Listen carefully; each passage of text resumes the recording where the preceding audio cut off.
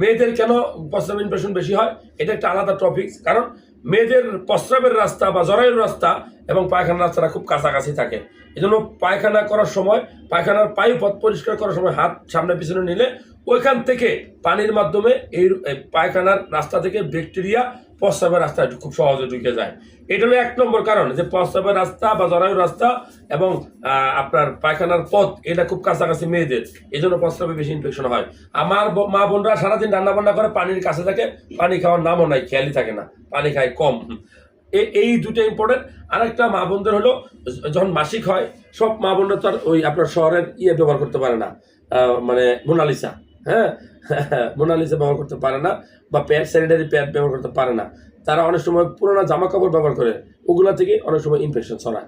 যেই পুকুরে, পুষ্কিনি, খালে, বিলে মা বোনরা গোসল করে, ওই পানি থেকে অনেক সময় জরায়ুর পথে প্রস্রাবের রাস্তায় জীবাণু ঢুকে প্রস্রাবের রাস্তায় ইনফেকশন হতে পারে।